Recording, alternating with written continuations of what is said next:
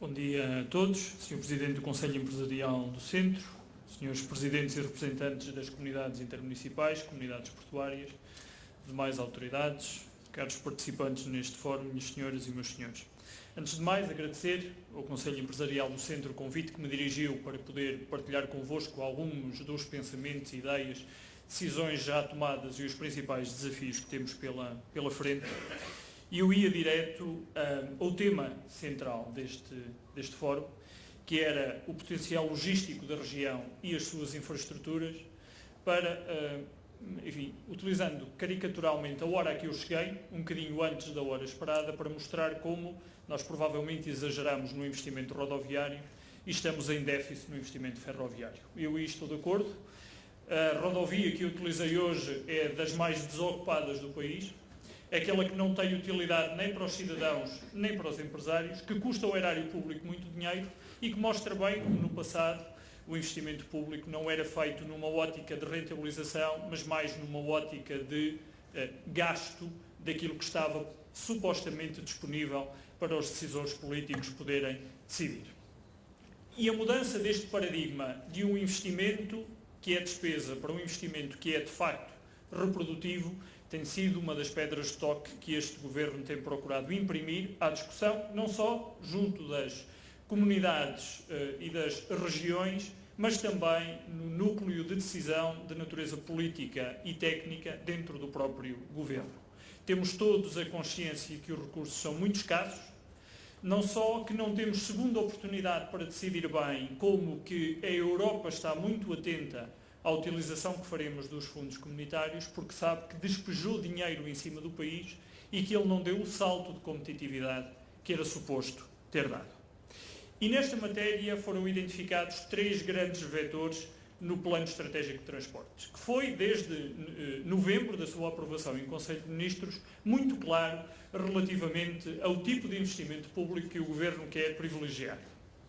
Em primeiro lugar, uma boa fatia do investimento público, que depois potencia o investimento privado, está direcionada para o setor portuário. Deixámos claro qual era o objetivo de reforço de investimento em cada uma das regiões, mas não queremos ficar por aí na modernização, quer da gestão, quer da relação dos agentes económicos com os seus portos e as infraestruturas portuárias. Por outro lado, o plano estratégico deixou também muito claro que teríamos de trazer uma sustentabilidade diferente, não só para o setor dos transportes como um todo, mas também para o modo rodoviário em particular e para aquelas empresas que prestam hoje um serviço público e que, pela primeira vez desde que existem, têm equilíbrio operacional. E eu sublinho este aspecto porque a notícia continua a ser, infelizmente, quando o homem morde o cão e não quando o cão morde o homem, que é o mundo voltou ao normal. Mas o mundo nas empresas públicas de transporte voltou ao normal. Elas já não precisam de subsídios públicos para existir e para prestar o serviço público que têm de prestar aos cidadãos. E quando nós somos intoxicados por notícias que nos dizem que há agravamento dos resultados globais das empresas de transporte, fixemo-nos por um momento que esse agravamento tem muitas vezes a ver com variações de justo valor de instrumentos financeiros e juros da dívida histórica, que é uma herança deste Governo e que este Governo não pode simplesmente limpar, mas nas matérias que tinham capacidade de gestão e de intervenção do Governo, o Governo foi capaz de responder. E o que disse foi aos seus gestores públicos: convosco ou sem vocês, nós vamos ter de equilibrar o setor público de transporte, porque o país não pode continuar a deitar dinheiro em cima de um serviço que é apenas para alguns. E nós conseguimos, no primeiro semestre deste ano, fechar com resultado operacional positivo de 1,9 milhões de euros, contando com a REFER, que será cronicamente deficitária porque não gera receitas da sua atividade, a não ser a taxa de uso que lhe é paga pelos operadores. Isto significa que o valor operacional que nós ganhamos em empresas como a CP, a Carris, o Metro do Porto, a STCP, serve para colmatar o déficit operacional que ainda se mantém na REFER e se manterá durante uns anos. E queria passar-vos esta palavra de esperança de que, de facto, o futuro é diferente do passado que nós vivemos durante décadas. E que o Governo está comprometido, por mais que os jornais prefiram continuar a noticiar o homem que morde o cão, em mostrar que o mundo voltou ao normal em alguns setores e que, portanto, nós já temos equilíbrio operacional no setor público de transportes. Estamos longe de o conseguir nas estradas ainda. Precisamos de ir fundo na revisão dos contratos de PPP, que já iniciamos e que pretendemos agora continuar. E isso dá-nos espaço para investir na ferrovia, de que eu ouvi falar, e muito bem aqui no momento em que cheguei. O Governo foi também muito claro no plano que tinha para o setor ferroviário. Era não só olhar para a decisão que estava tomada há 1 ano e meio atrás,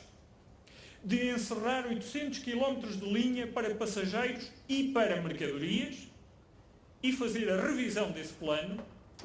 permitindo que alguns desses 800 km se mantivessem em operação e criando condições para manter o nível de investimento público, sobretudo com fundos comunitários, de maneira a dar competitividade acrescida às nossas empresas e agentes económicos e assim, desta forma, temos perspectivas de, no futuro, haver criação líquida de emprego. E foi isso que fizemos. De um plano que tinha 800 km de linha para encerrar em passageiros e mercadorias, temos agora um plano revisto, que ainda estamos a melhorar, que aponta para um encerramento apenas de 200 km de linha para mercadorias, aquela que de facto os agentes económicos hoje nos dizem que não precisam, porque os operadores de ferrovia para carga não estão a utilizar. Isto significa, portanto, que o Governo decidiu manter 600 km face à decisão que estava anterior e decidiu 2 grandes eixos de investimento público afeto a mercadorias. O eixo na Zona Sul, mas o eixo que mais releva para hoje é o eixo que ligará os portos das regiões Norte e Centro, com especial enfoque para os portos da Figueira da Foz e de Aveiro, a Espanha, utilizando uma parte da linha da Beira Alta, promovendo um transporte que é não só limpo do ponto de vista ambiental, mas sobretudo muito competitivo, porque pode ser estruturado de maneira a responder às necessidades dos agentes económicos e de uma região que prova que não foi preciso a crise para ser inteligente na forma como se organiza, por um lado, e rentabiliza o seu investimento. Porque, de facto, se nós não privilegiarmos a incorporação nacional na produção que fazemos, e se dessa incorporação nacional não exportarmos, nós não vamos ter capacidade de ter um mercado interno que responda às necessidades das empresas e dos agentes económicos. E é, portanto, nos mercados que temos de criar, não só por via ferroviária, mas por via marítima. Não só nesses mercados, mas todos os outros mercados que se abrem com as oportunidades que temos de saber aproveitar. Se Espanha está mais em crise, é para nós uma oportunidade de utilização das infraestruturas portuárias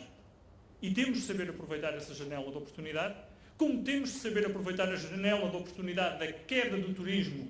na Grécia, nomeadamente cruzeiros, para utilizar de forma inteligente, a nível nacional, as infraestruturas portuárias para cruzeiros